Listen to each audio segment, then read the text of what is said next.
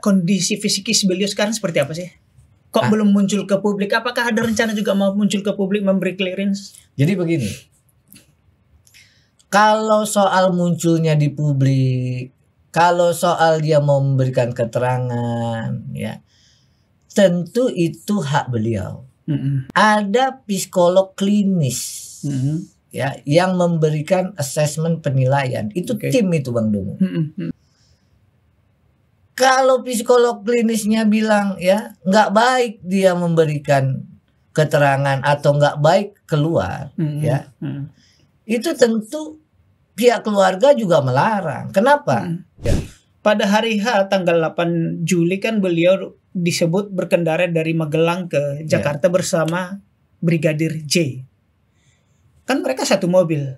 Kenapa harus dalam waktu yang sempit itu pelecehan seksual? Gimana? Bukan, itu di dalam rumah. Iya, maksud saya kan mereka mestinya panjang tuh perjalanan tuh. Jadi begini deh Bang Domo yang gampang. Sebelum diterbitkan atau dikeluarkan CCTV bahwa almarhum itu PCR, yang di kediaman, apa yang beredar di masyarakat?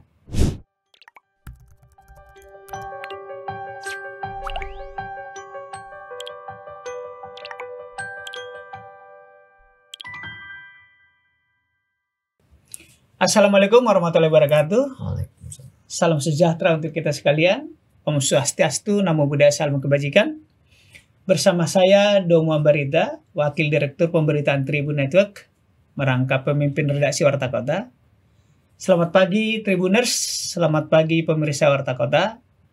Kita hadir kembali dalam Bincang Tribun dengan isu terhangat terkait dengan kasus polisi tembak polisi meninggalnya Brigadir Nofriansah Joshua Huta Barat di rumah dinas Kadif Propam Pak Irjen Sambo yang sekarang sudah nonaktif. Kemarin ada keputusan terbaru di mana Bareskrim menetapkan Bayangkara II Richard Eliezer atau Brigadir Barada E sebagai tersangka. Nah, pagi ini kita hendak diskusi sekilas itu, tetapi nanti tidak lebih banyak kepada Barada E, tetapi kepada Ibu PC atau Ibu Putri, istri dari Pak Irjen. Di sini sudah hadir di studio Tribun Network di Palmera, Bang Patra MZ. Selamat pagi Bang Patra.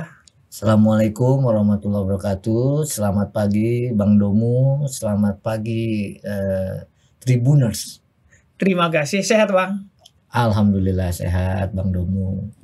Alhamdulillah. Ya, ini kalau Bang Domo yang panggil nggak berani kita nggak datang. Ya. Siap, terima kasih atas kehadirannya ke studio Tribun.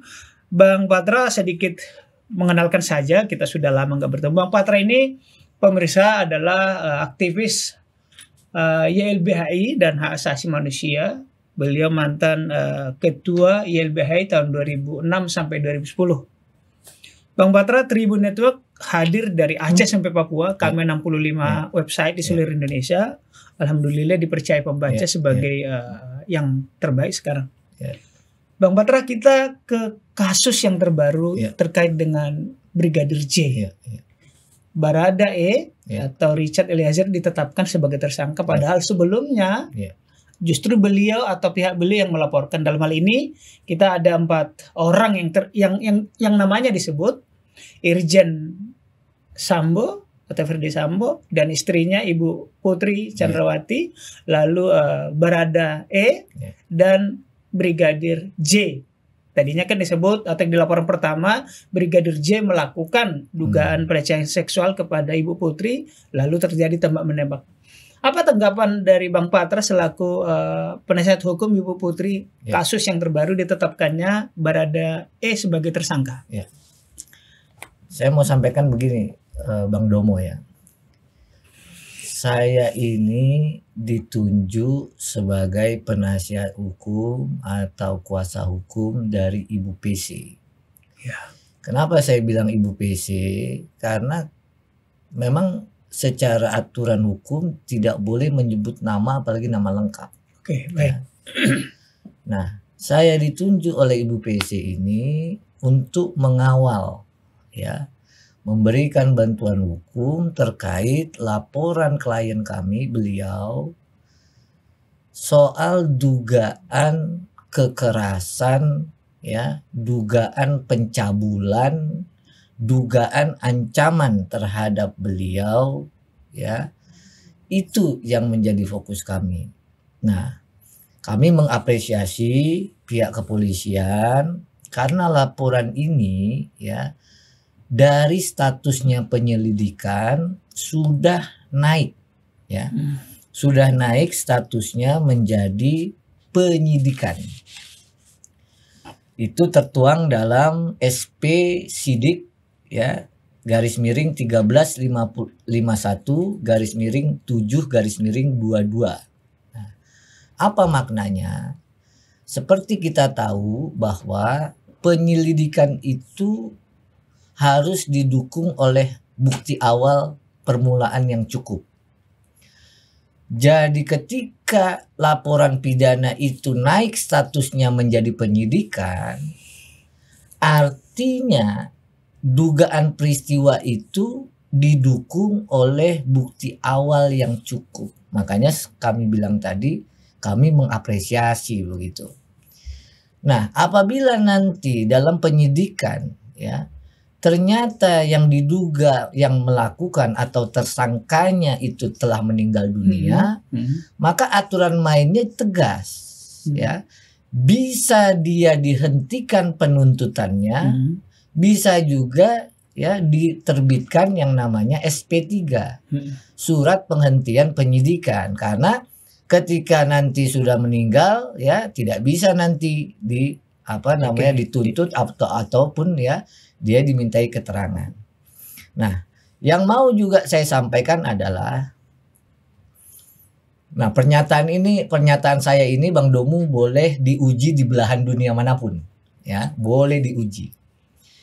Bagi aktivis, bagi akademisi yang mendalami hak asasi manusia, termasuk feminis, sudah pasti bersepakat. Apa kesepakatannya? Jika ada laporan perempuan korban, ya, dia melapor bahwa dia telah menjadi korban kekerasan seksual, maka kita harus menolehkan wajah, ya, wajib mempercayai laporan itu. Sepanjang apa? Sepanjang nanti tidak terbukti sebaliknya. Bahkan saat ini kita punya yang namanya Undang-Undang 12 tahun 2022 yang ditandatangani oleh Presiden Jokowi pada 9 Mei 2022. Saya mau sampaikan ke Tribuners, ya. Undang-undang ini amat maju, sangat hebat jika dibandingkan di negara-negara lain di Asia. Mengapa? Karena undang-undang ini jiwa dan semangatnya salah satu yang sudah saya sampaikan. Kalau ada laporan perempuan korban, wajib, ya, kita percaya, termasuk penyidik, wajib dipercaya sampai terbukti sebaliknya. Maka dalam undang-undang ini Bang Domu, saya kasih contoh, ya. Pasal 71, ya. Keluarga korban itu berhak untuk tidak dapat dituntut baik pidana maupun perdata. Keluarga korban. Ya, nggak boleh. Kenapa? Ini undang-undang menjamin bahwa perempuan korban ini dilindungi. Kenapa? Karena ketika perempuan korban ini berani melapor saja, ya, itu harus kita apresiasi. Ya. Kenapa?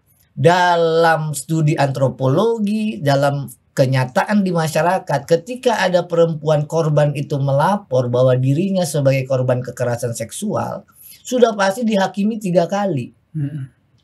Dihakimi keluarga yang nggak percaya, dihakimi oleh masyarakat yang nggak percaya, dihakimi nanti pada saat di persidangan menjadi saksi korban. Maka undang-undang kita menjamin. Itulah alasan dan dasar kenapa saya, ya, mau menjadi kuasa hukum Ibu PC. Karena disiplin hak asasi manusia, ya, saya belajar di University of Essex di Colchester, ya, International Human Rights Law, itu mengajarkan saya begitu. Ya, kita harus percaya. Jadi Bang Patra konsentrasi hanya untuk kuasa hukum Ibu PC, bukan Pak Sambo, bukan Baradae juga. Tidak. Ya, bukan ya. Saya sampai hari ini hanya pegang kuasa dari Ibu PC. Tugas saya sampaikan tadi, mengawal dan memberi bantuan hukum terkait laporan ini. Baik. Kalau begitu kita akan coba fokus ke Ibu PC. Tadi kan Abang menyebut bahwa laporan Ibu PC sudah dalam proses lidik, berarti ada tersangkanya dong? Sidik. Ya, sidik. Katanya kan sudah ke sidik, sudah ada, setidaknya kalau udah lanjutan sidik kan ada tersangka. Apa Abang mau terangkan di situ? Ya, jadi yang saya mau sampaikan juga, berdasarkan SP2HP itu adalah surat pemberitahuan perkembangan hasil penyelidikan. Yang banyak orang nggak tahu itu, penyidik itu sudah bekerja sebenarnya, Bang Domo. Sudah bekerja apa maksudnya? Klien kami ini sudah memberikan keterangan itu 3 kali ke penyidik. Penyidik Jakarta. Iya, penyidik kepolisian maksudnya. Ya, itu ada pertama di Polres Jakarta Selatan, di Polda, di Bareskrim. Ini yang mana nih? Di BRIK yang mana nih? Tim ini ya itu untuk yang sekarang walaupun ditarik di Tipidum itu komposisinya ada dari Polres juga ada di Polda. Oh, masih tetap ada. Oh iya. Karena ini kan institusi polisi ya. Nah, oleh karena itu saya sampaikan ya bahwa Ibu ini klien saya itu sudah memberi keterangan 3 kali ya. Tentu ya keterangan ini ya itu dijadikan dasar ya. Dan juga saksi-saksi lebih dari 3 sudah diperiksa. Lalu setahu saya juga sudah ada hasil dari ya psikolog klinis dan psikolog forensik, itu juga tim. Makanya tidak heran statusnya dari penyelidikan naik jadi penyidikan. Begitu loh. Bukan mengada-ngada atau apa kan begitu. Nah, yang saya juga sampaikan adalah ini kita ada yang namanya hukum acara pidana, ya, aturan main. Ya, saya mau tegaskan, yang namanya hukum acara pidana ini bukan maunya seseorang, bukan maunya kelompok orang, bukan maunya kuasa dari almarhum, bukan maunya dari kuasa yang dijadikan tersangka, bukan. Aturan main ini tegas. Apa? KUHAP. Ya, saya percaya pihak kepolisian, apalagi ya kita punya Kapolri yang tegas, ya. Itu bukan menyidik baru kemarin atau sebulan yang lalu. Umur aturan main ini sudah 41 tahun. KUHAP ini sudah ada 1981 gitu loh. Nah, oleh karenanya kalau yang mengerti hukum nggak heran laporan ini naik ke penyidikan gitu loh. Nggak heran. Lalu kok diselidiki misalnya ya, kan terlapornya sudah meninggal dunia. Itu yang ya kalau orang yang awam yang orang sebut keganjilan atau kejanggalan lain. Kalau yang awam ya mungkin yang mikirnya begitu, ngapain ya kan, sia-sia atau dibilang ya nggak bermanfaat, atau misalnya kok tega sih orang udah meninggal dilaporin misalnya. Nah, makanya saya jelaskan ya di Tribun Network ini sekaligus ya kita sama-sama ya menyampaikan hukumnya gitu loh ya. Jadi begini, kalau ya kita bicara hukum ini, itu bukan soal tega nggak tega, ya, bukan soal ya meninggal atau meninggalnya itu jadi kita ngapain gitu, bukan. Hukum itu 3, Bang Domo. Selalu kita bicara hukum itu harus ada 3. Pertama keadilan, kedua yang namanya kemanusiaan, dan yang ketiga adab, budi pekerti. Ya, itu hukum tuh pasti begitu. Jadi bukannya mau kelompok yang lain, mau kelompok ini, enggak. Kita bicara keadilan.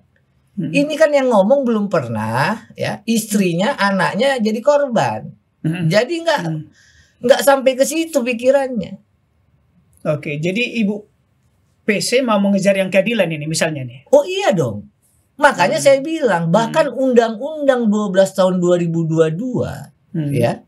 Yang soal PKS itu ya. Tindak pidana kekerasan seksual itu tadi yang saya sering ulang-ulang, ini termaju loh. Melindungi betul korban perempuan. Saya kasih contoh. Kita kasih anak perkara lain. Ada seorang perempuan pulang kerja dia malam hari, ya, nggak ada saksi, lalu dia mengalami ya peristiwa pelecehan, Bang Domu, ya, itu nggak ada saksinya, kan begitu. Dia mau melapor aja itu kita sudah harusnya hormat, gitu loh. Ini kan kebetulan, yang menjadi pelapor ini istri jenderal, kan begitu, kan kebetulan. Tapi kalau istri jenderal aja diperiksa sampai 3 kali, sebenarnya dalam undang-undang itu nggak boleh, bahkan direkam aja boleh keterangannya, itu menjadi alat bukti sebenarnya, ya. Nah sebaliknya saya bilang, dari satu sisi istri jenderal ini ya kebetulan, ya, tapi kalau ini berlaku sama istri petani miskin dan papa bagaimana? Gitu loh.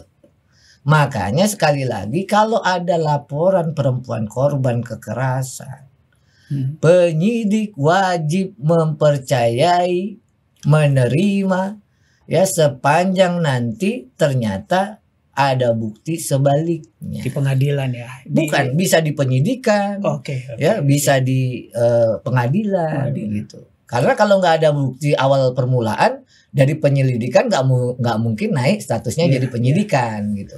Bang Patra tadi menyebut bahwa Ibu PC sudah 3 kali memberi keterangan. Ya. Bisa dong sedikit dijelaskan untuk menjawab keraguan publik, mana mungkin Bintara melecehkan istri jenderal? Ya, jadi begini. Dalam peraturan perundang-undangan, setiap korban, ya, yang memberikan laporan atau korban kekerasan seksual, dia punya hak untuk didampingi psikolog. Psikolog ya. Baik psikolog klinis maupun dalam proses penyidikan dia akan diobservasi oleh psikologi forensik. Ini ada timnya, punya keahlian, ya. Jadi konteksnya adalah memberikan keterangan. Pada saat memberikan keterangan itu bukan seperti BAP orang yang tindak pidana korupsi, bukan. Hanya diverifikasi benar nggak ibu melapor, benar.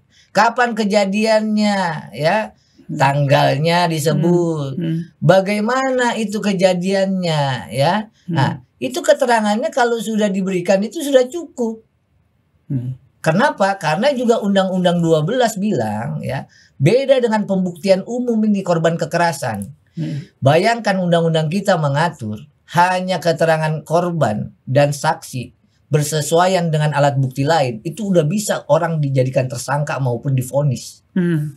Itulah bedanya undang-undang ini. Makanya saya senang betul ini sebagai salah satu kampanye sosialisasi bagi saya untuk, ya, bilang sama Tribuners bahwa kita punya Undang-Undang 12 tahun 2022 ini, ya kan? Bahkan, ya, kita juga bisa kampanye. Kalau media itu mau memberitakan itu korbannya pelapor korban kekerasan, sebenarnya nggak boleh sebut nama itu, harus pakai inisial. Nah, ini juga sekaligus ajang sosialisasi, begitu. Mungkin karena beliau kadung terkenal karena suami jenderal kali ya. Jadi, tapi mestinya pun itu harus diinisialkan karena asusila ya. Iya. Bang Domu nggak usah, ya, nggak usah misalnya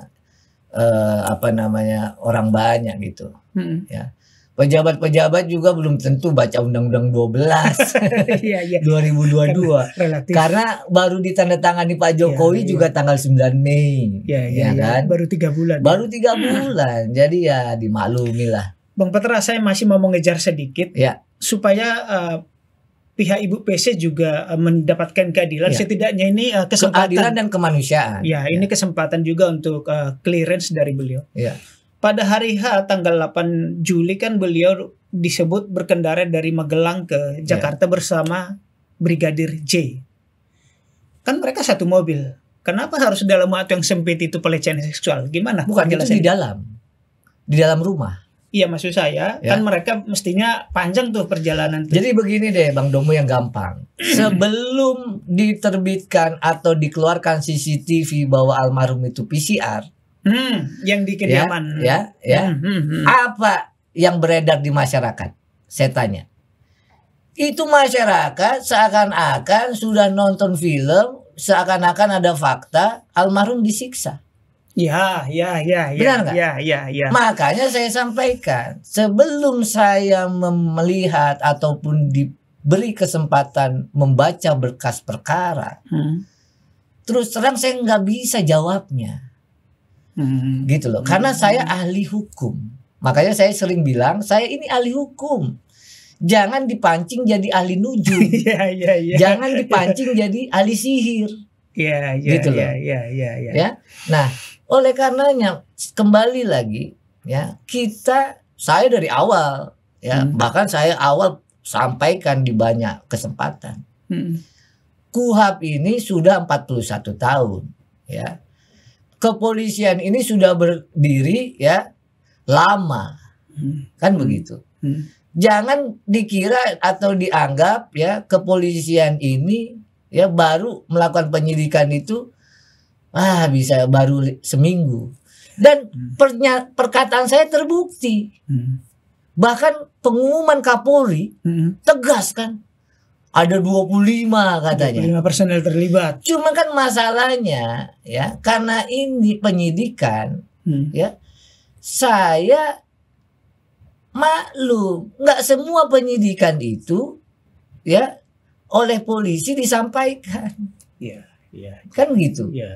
Iya kan? Nah, tetapi ini karena kepentingan publik ya, wajar juga kalau ini harus dilakukan secara transparan. Begitu. Jadi kembali ke pertanyaan Bang Dom, saya belum baca berkasnya semua.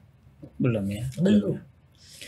Bang Batra tadi disebut bahwa Ibu PC sudah 3 kali memberi keterangan. Kondisi fisikis beliau sekarang seperti apa sih? Kok belum muncul ke publik? Apakah ada rencana juga mau muncul ke publik memberi clearance? Jadi begini, kalau soal munculnya di publik, kalau soal dia mau memberikan keterangan, ya tentu itu hak beliau. Tapi yang saya bisa pastikan, ada psikolog klinis ya yang memberikan asesmen penilaian. Itu tim itu Bang Domo. Hasilnya apa? Ya itu maksud saya ya. Karena kalau psikolog klinis itu sekarang kan dalam konseling dan pendampingan ya. Kalau psikolog klinisnya bilang ya nggak baik dia memberikan keterangan atau nggak baik keluar ya, itu tentu pihak keluarga juga melarang. Kenapa? Ketika dia menyampaikan satu peristiwa yang tidak enak ya, dan itu diulang-ulang ya, itu bagi korban traumatik itu bukannya jadi sembuh, gitu loh, bukannya jadi sembuh. Makanya undang-undang kita bahkan rekaman saja udah boleh dijadikan alat bukti. Rekaman dari dia, penjelasan dari dia, tidak harus hadir physically. Nggak apa-apa. Itulah hebatnya undang-undang kita. Yang sekarang. Gitu loh. Karena nggak boleh diperiksa berulang-ulang orang ini. Jadi seseorang memberi konfirmasi penjelasan lewat rekaman itu sudah cukup. Boleh alat bukti. Itulah hebatnya undang-undang kita. Makanya bayangkan kalau korbannya istri kita. Makanya bayangkan kalau korban itu ibu kita. Makanya bayangkan kalau korban pelecehan seksual itu anak kita. Jangan ngomong sebaliknya nanti. Jangan ngomong sebaliknya. Itulah yang namanya saya bilang tadi sudah kesepakatan. Aktivis hak asasi manusia, feminis, orang yang mengerti disiplin hak asasi manusia, wajahnya itu berpaling ke korban.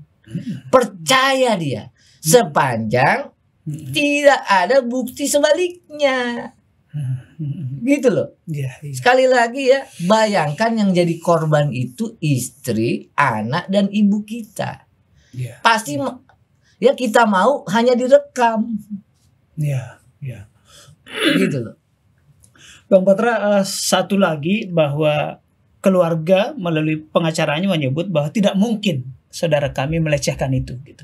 Tapi abang tetap kekeh bahwa aduan itu ya, dan sudah proses. Nah, itulah yang saya bilang. Hukum ini bukan soal mungkin atau tidak mungkin.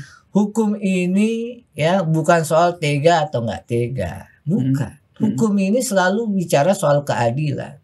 Sama apa yang dituntut keluarga almarhum ini kan keadilan dan kemanusiaan. Sama. Kalau orang satu boleh menuntut kemanusiaan dan keadilan, jangan halangi orang lain menuntut juga ya keadilan dan kemanusiaan. Begitu loh. Iya. Bang Patra, sejauh ini Ibu dengan Pak Sambo masih tetap komunikasi? Baik. Nah, itu mungkin ya. Abang komunikasi dengan Ibu PC? Sepanjang yang saya tahu ya, beliau itu ya masih tinggal di kediaman dua-duanya. Tapi mengenai hubungan ya itu kan urusan privasi. Ya. Gitu. Nah, jadi maksud saya ini ahli hukum lah ya. Jangan jadi nanti ngerangkap jadi ahli psikolog, ngerangkap jadi ya kan ahli balistik, ngerangkap juga ahli forensik bedah mayat, ya kan. Kadang Bang Domu ini advokat pengacara ya, dari sisi lain ya, dari komentarnya itu ya kan gelarnya ada 5 kayaknya.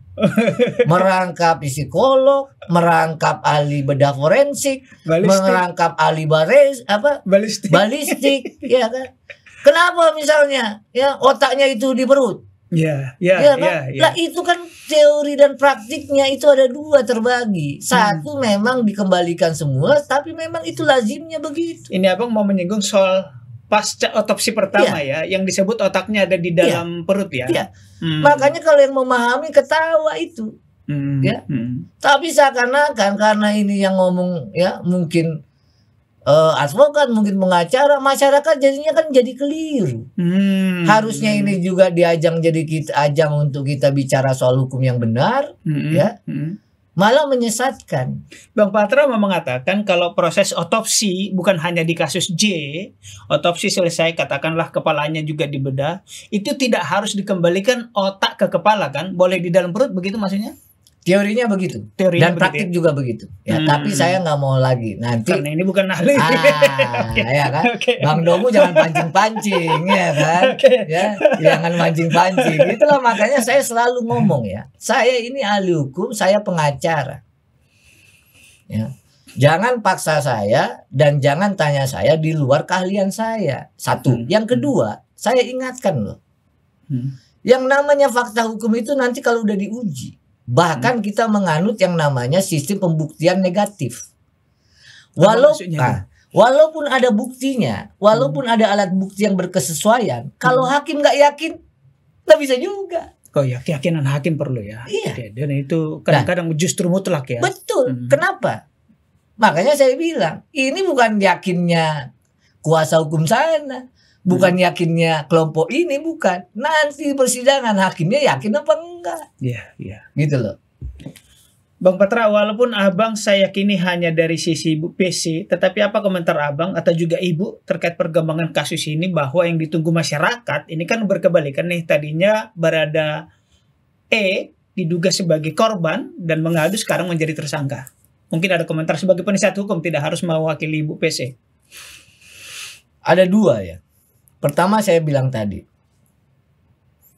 penyidik ini bukan baru nyidik kemarin sore, gitu, atau bukan menyidik baru sebulan, tapi ini kepolisian, ya, itu sudah punya pengalaman penyidikan, ya, bertahun-tahun. Yang kedua, ya, ini kita kebetulan punya Kapolri ini yang hebat. Hebat ya? Iya dong. Walaupun orang menyebut lambat sebulan gitu, itu masih dalam koridor ya. Ini kan ya, ini kan apa? Ini kan karena isunya isu publik. Ya. Isunya isu publik, ya. Lambat atau cepat ini kan relatif. Kalau perkara aja nggak isu publik, penyidikan ini ya kita tahu sendiri juga di masyarakat. Habis melapor berapa lama kita? Iya kan? Berapa lama? Iya kan? Iya kan? Nah, tapi seperti yang saya bilang tadi, kalau kita mau sabar, biarkan berkasnya lengkap. Supaya nanti jaksa juga ya bisa buat dakwaan yang baik. Diburu-buru emang selalu hasilnya positif? Enggak juga. Ya, gitu loh ya. Nah, itulah maksud saya, kalau yang memahami mengerti sih tunggu aja. Bang Patra, kapan terakhir atau terbaru komunikasi dengan Ibu? Saya hampir kalau ada waktu ya itu ke kediaman. Oke. Gitu. Yang terbaru beliau apakah mengerti bahwa suami katakan bukan hanya dinonaktifkan lagi tapi dicopot lalu digeser ke Yanma? Apakah beliau sudah tahu Pak Sambo misalnya? Ya, kalaupun beliau tahu ya nggak ada pentingnya juga bagi saya. Baik. Baik.